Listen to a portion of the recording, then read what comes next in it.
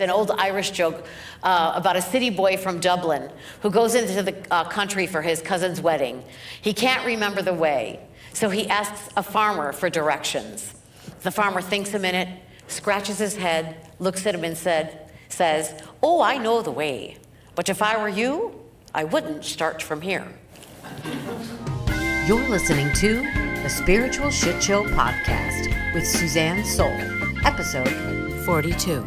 Hey, all you stunning delights, and welcome to the Spiritual Shitshow podcast, where we get into the mad hattery the healing and spiritual awakening journey can be. I'm your host, Suzanne Soul, comedian, lifelong spiritual student, and I'm sharing some of the wonderful stuff I've learned along my journey that has helped me, and that I hope helps you too. I recently had the delightful opportunity to speak at Unity on the Lakeshore in the Saugatuck-Douglas area on Lake Michigan in Western Michigan, to share how my 12-step journey of recovery, healing, and surrender was a catalyst for my awakening, getting into the divine flow, and learning to trust life, whilst highlighting the 10th and 11th steps of said 12 steps.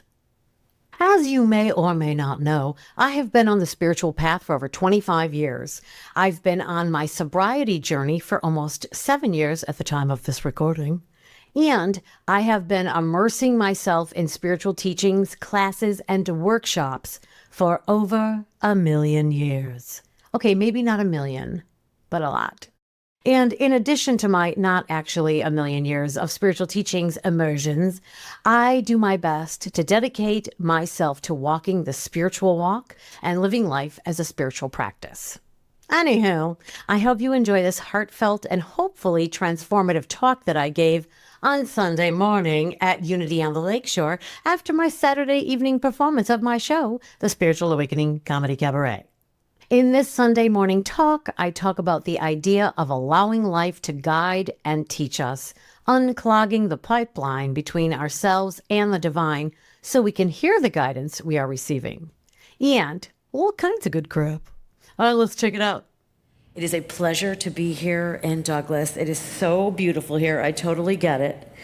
And I also want to thank everyone who came to my show last night, the Spiritual Awakening Comedy Cabaret. Thank you. I had such a wonderful time, and you guys were such an amazing audience, so thank you so much. So when Rev Mark told me that the theme that we're all doing right now is the 12 steps, I was like, oh, I got that, as a 12-stepper myself. I love the theme that he's calling it as well, 12 steps for everyone, because once I went through my 12 steps, I was like, everybody should do this. It is the most freeing experience that I ever had. And I had gone to therapy. While I was an alcoholic. That was my 12-step reason, my qualifier. And I had been still partaking while I was going to therapy, while I was going to spiritual workshops and classes and counsel. And, it's all a path, is what I have learned. There's no, you go here and then you go here and then you go here. It's like kind of like a zigzag with like loop-de-loops. So when we're on the path and we're moving in one direction, then another layer shows up and shows us what is next for us on our healing journey. So while I was still gaining so much from the spiritual teachings I was taking in and the counsel and the therapy, this was still hanging on in my life, my drinking was unmanageable. And I wasn't like a 7 a.m. vodka and orange juice gal, but for me, it was when I would have one, the end. It would just continue forward. And so just finally got to the point, I think, where I had healed so much that I think I was just ready for this to go away, because that is the one piece about when we say step one, that our life had become unmanageable. And when I really looked at it, I was like, yeah, I would definitely say that that is true for me. And that is when I took the leap, which took years, and I had thought about it and I had tried it. And it took me a while to actually get into the 12 steps. I first just decided to quit, and I think when you've made that decision, you can, whatever you're stepping away from, I'm done with this, and I'm going to move into recovery from whatever it is. You have that experience of it being like personal to you, the way you get to that point when they say, I was sick and tired of being sick and tired. And I think that can apply to anything in our lives. Dysfunctional relationships, we're not practicing boundaries. We're dealing with dysfunctional relationships. We're having a bad relationship with some specific thing or substance or situation. And we get to that point where we say, I think I've had enough. And for me, that came, and I started reading books, and I just started becoming dedicated to the practice of not partaking. And eventually, after I did a couple years of this without the 12 steps, and after a couple years, all of a sudden, the unmanageability of my life, which is usually the reason that you start to partake in any compulsive, addictive behavior, is because you're looking for a solution to something that you're challenged with in yourself, a conflicting situation, an addictive situation, and so and a troubled situation. Old wounds from our childhood, and all the things that we're struggling to be with. And so they say that the substance or the activity is our solution. So that's why we're doing that, and then all of a sudden that becomes the problem. So because I had just taken away the fake solution, I still had the other stuff to deal with that I was kind of trying to make my way through, and I was making strides in some places, but I realized at some point that I was like, it's not working. And I said, let me go to a meeting. I know that the community, the camaraderie, the support, knowing I'm not alone, that we all struggle, that we all have our wounds and our conflicts and our challenges that we are trying to move past. And I walked in and I said, I need support. And immediately a lovely woman was like, would you like a sponsor? I'm here. And she took me through the 12 steps. And I know Rev Mark has already gone through steps 1 through 9, which are incredible, especially 8 and 9 are absolutely life-changing when we share with ourselves and then our loved ones where we know we were. What I love how Michael Singer, this spiritual teacher and author, says it, we were closed with things or people or ourselves instead of being open to life and relationships and loving and taking care of ourselves.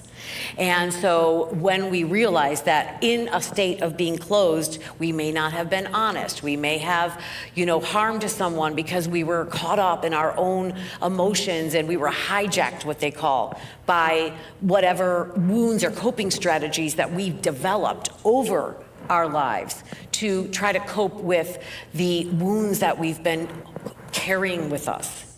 And the 12 steps are so beautiful because those 8 and 9 steps that he talked about last week are literally, like, as I said in my show, the key that unlocks the door to a prison of thoughts and beliefs you didn't even know you were in. And that was my experience when I did my amends to my friends and family.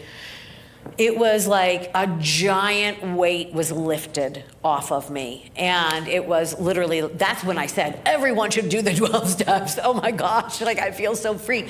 And it's like what we're holding for ourselves is so much less than what they're holding for us. Like some people were like, yes, thank you. I really appreciated that. I really needed to hear it. And some people were like, oh, what happened? But it is for us. We're unburdened. So at their core, I'm going to just read what this says. The 12 steps provide a framework for personal transformation, a way to move from a life dominated by addiction, compulsion, or dysfunction to one of accountability, healing, and spiritual growth. And I think that is a beautiful definition. Going through the 12 steps was life-changing because, like I said, coming into community, I think when we tell our stories, we give permission to people to tell their own stories and to, be what's going on for me.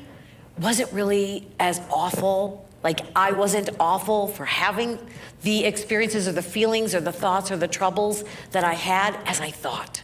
Because there are so many others that have experienced what I've experienced, who have struggled with the things I've struggled with. We are all the same, no matter how much we think that we are different because we of our struggles, we literally are all the same. We literally, no matter the specifics are different, but the struggles and the desire to be free and the desire to love without impediment, all the same, all the same.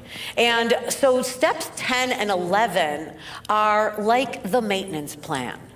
And as well as they're building blocks at the same time. So step 10 says, continued taking personal inventory, and when we were wrong, promptly admitted it. And so I think a really, really important aspect of the step 10 maintenance of daily reflection is to do it with loving kindness for yourself. Like Thich Nhat Hanh taught, that loving kindness, that holding space for when we are saying, where was I closed off? Where was I blaming? Where was I projecting? Somebody triggered me. I mean, I do this all the time and catch myself. Somebody says something or does something, especially people who are close to us, and we get triggered. And we get triggered. And the next thing we know, we have a whole story for that person about what their intention was or why they hurt our feelings, what they said. And they may not have that intention. They may be in a completely different mind space. They may have their own projection going on for me, so, But we can start, the more we start to reflect on that, like, okay, that incident happened and I was really triggered, or I was really made to feel angry or resentful or upset. And when I look at that, was that really what happened today? And it may be, but a lot of times I'm gonna say we probably painted extra, our filter on it. And we can journal about it. I think that's really helpful. Today, this has occurred and it's really still with me. And I wanna say that, I wished I would have handled this better, or I wished I would have spoke up for myself, because sometimes it's not just about someone and doing something and us thinking they're trying to harm us. It's also maybe when we know we didn't speak our piece. And so then we hold ourselves accountable in an incriminating way, which we don't want to do as often as we possibly cannot do that. So we want to really hold space for ourselves in reflection. So if you're going to reflect at the end of the day, maybe say a prayer or a meditation first. I am holding space for myself to be the observer in loving kindness. I am going to be my own nurturing parent, because we never stop growing, we never stop learning. If we knew it all and we were perfect when we came into this world, it would be like Alan Watts said, what would be the point of playing the game if you knew how everything was gonna go and you had it perfect? I believe we're in the school of life. And so we are here to learn and grow and to self-discover, to discover the truth of our beings, which at its core is the essence of the divine. And like I said in my show, the goal, and I believe, of the spiritual journey is to remove the blocks in our minds that tell us anything that who we are is not that. We have these filters, and what's inside is already perfect, whole, and complete. And we hear that all the time. But I think when I started to recognize, oh, okay, now I understand. I don't see myself like that when I was going through those times because of the filters in my mind, the old stories, things that I picked up, messages I made from things that happened throughout my life.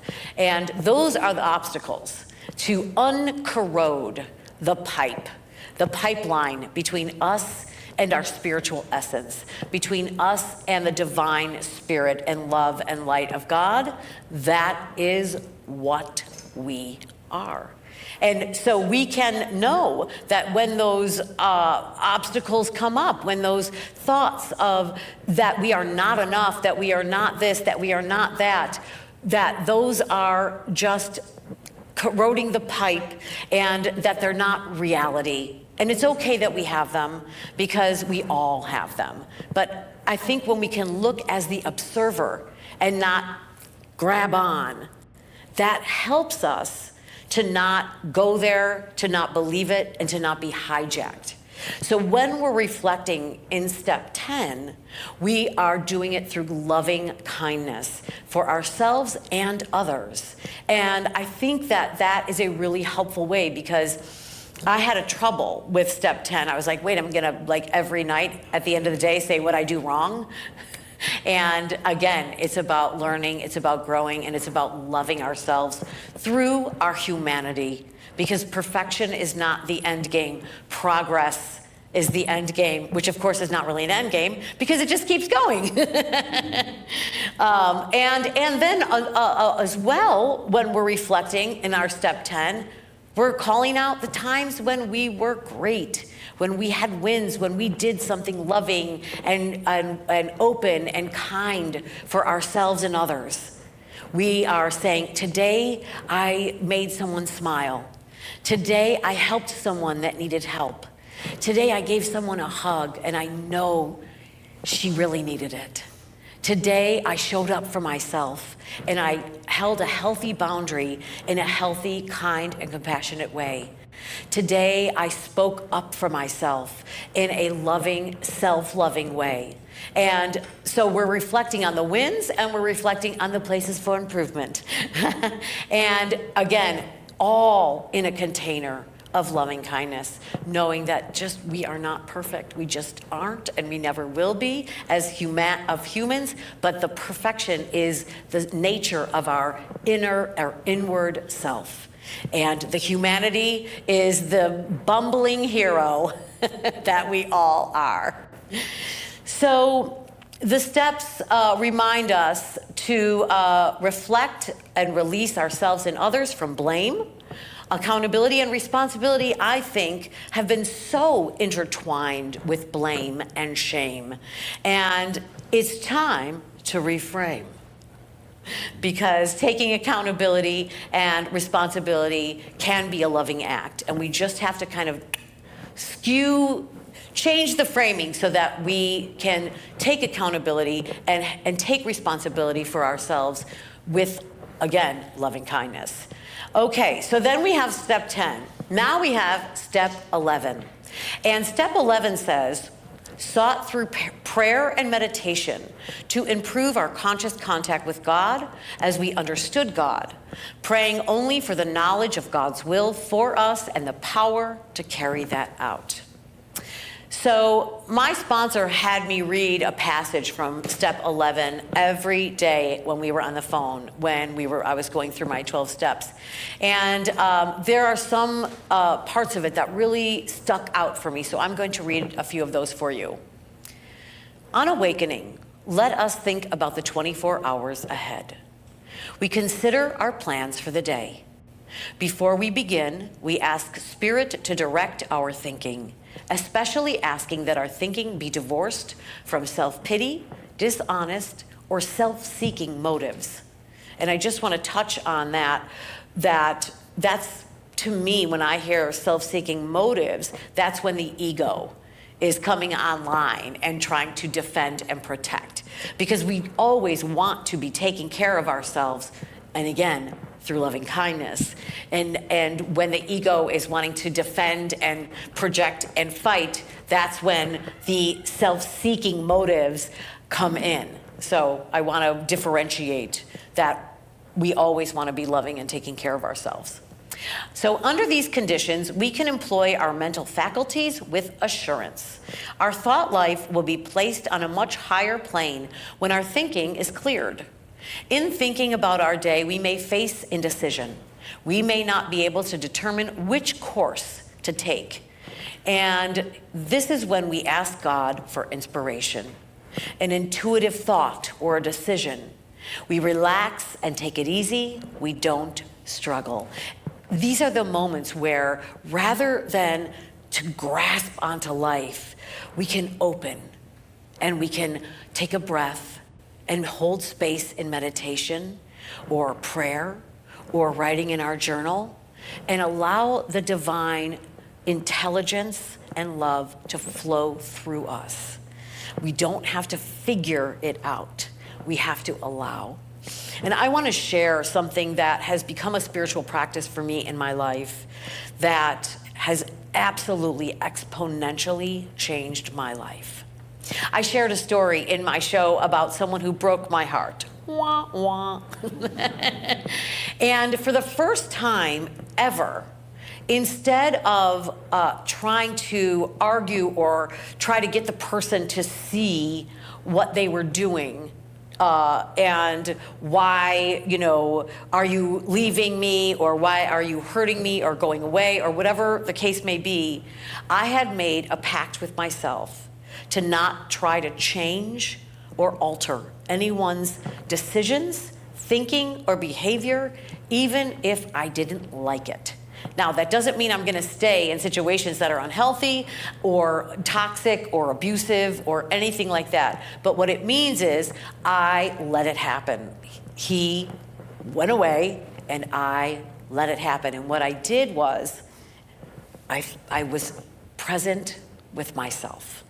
And I was present with the feelings that were going on in me. And I was trusting that life is always working in my favor. God is always working in my favor, and that I was really being with life's rejection is God's redirection, and trusting in that fully.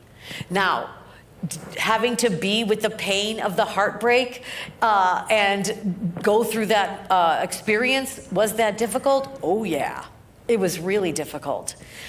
But what happened was I realized at some point that my heart was closed, that there was a wall around my heart. There was plaster of Paris, a cast around my heart from my past pains, from a childhood that sometimes was challenging and where I was really having such a hard time loving myself, trusting others, and trusting life. And allowing that experience to just move through me, I could feel the plaster literally breaking off of my heart. And I could feel me opening up to life, and I saw how closed I was. I said to myself, wow, I had no idea.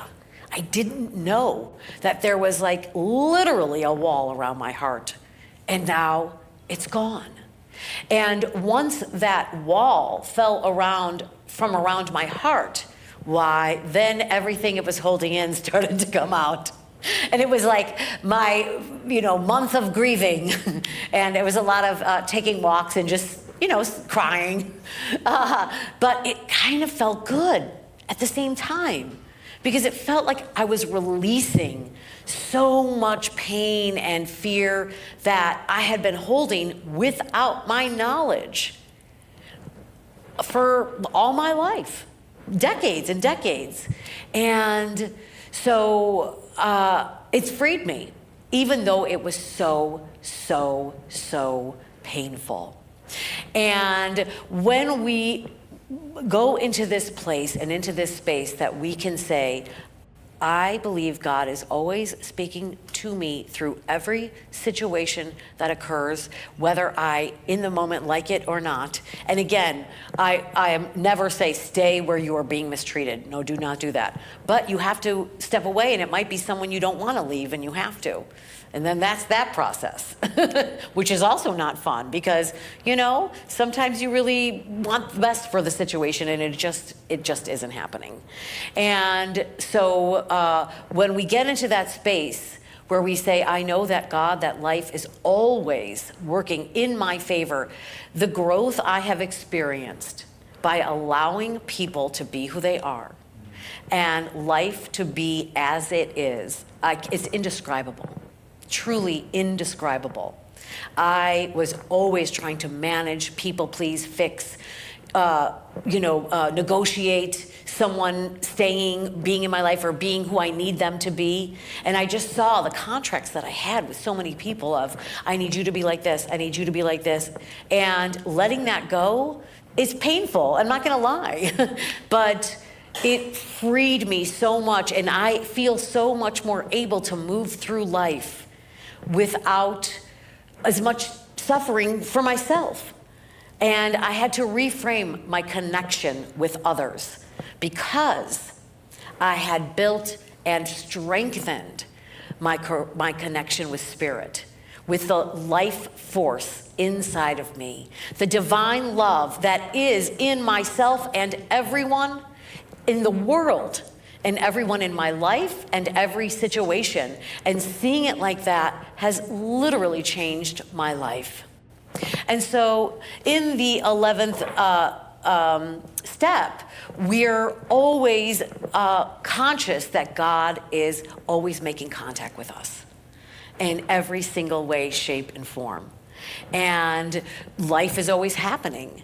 And we are always being guided, we are always being directed, and if we accept and say, you know what, maybe this situation didn't work out, maybe it's because I'm supposed to do something else, and something else is supposed to come into my life. And that has been my experience. My tribe, my people have changed and shifted and evolved, and some come in and out and back in and out, and it's just beautiful, and I'm so, so grateful. And I know that it makes me more of a place of peace for others.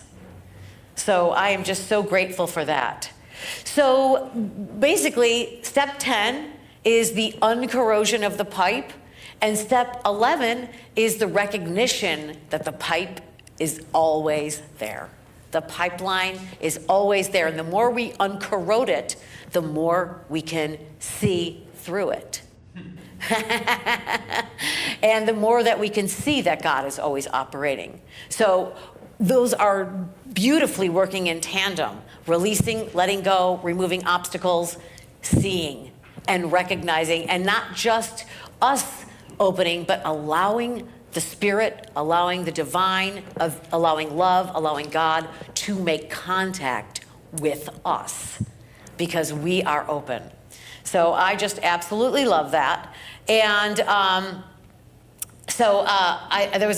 said this in my show. It's an old Irish joke about a city boy from Dublin who goes into the country for his cousin's wedding. He can't remember the way, so he asks a farmer for directions. The farmer thinks a minute, scratches his head, looks at him and says, "Oh, I know the way, but if I were you, I wouldn't start from here." For me, I was coming from a lot of shame. And when I would hear the saying, "Make me a channel of your peace," I would be like, this is what you're supposed to be doing that you're not doing. That's how I would hear it. When I was in this place where I hadn't evolved and grown and nurtured through therapy, spiritual teachings, the 12 steps, to get to the place where I was resilient enough to be able to then start to be that channel of peace. And so I think it's okay that, like I tell that joke, it's where we're starting from. And wherever we're starting from is perfect. And what the joke is saying is just The first thing is to be honest to where you're starting from.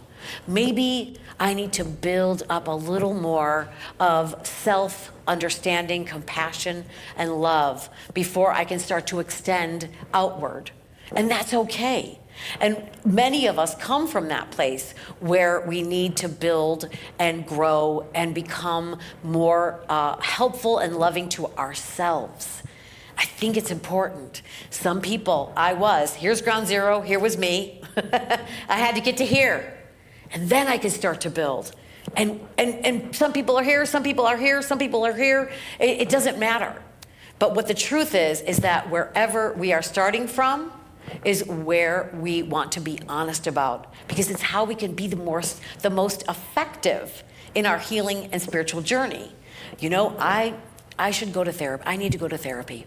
I'm struggling with some stuff that I've been holding for a long time, and I'm going to add that into my spiritual and healing journey. I'm going to have my spiritual teachings, I'm going to do my spiritual practice, and I'm going to add therapy. I'm going to add journaling. I really feel like I get a lot of thoughts that are just, and I need to get them out. I'm going to add journaling. I'm going to add the reflection of step 10 into my life. I really want to start seeing about, where am I? Be honest with, how am I operating in the world? What kind of experience am I creating in my own life that I don't even realize I'm doing it? And that's why the reflection is so, so helpful, because it helps you know where are you, and wherever you are is good. There is nowhere that you are that is not good, because it's where you are. Byron Katie says, you can deny reality all you want, but you will be wrong, but just 100% of the time. And I love that. So just allowing yourself to go, this is where I am. I'm not going to shame. I'm not going to blame. And okay, I am. Okay, well, let me just work with that. Let me start with that. I'm shaming and I'm blaming with myself because I feel like I'm just not where I want to be. Okay, I did that. Okay, now what? Okay, I'm going to breathe. Okay, what can I start to do for myself? And these are the steps that we take. We heal, we let go, we release, we allow, we open, and then we allow the divine flow to move through us. And we can be a channel of peace for ourselves and everyone in our lives. Thank you so much.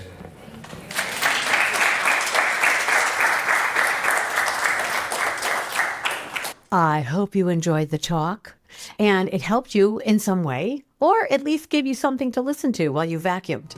As always, this has been the Spiritual Shitshow podcast. My name is Suzanne Soul. Thank you so deliciously much for joining me, and I will see you on the next one. Roll it, darling. I love you, darling. Please roll it.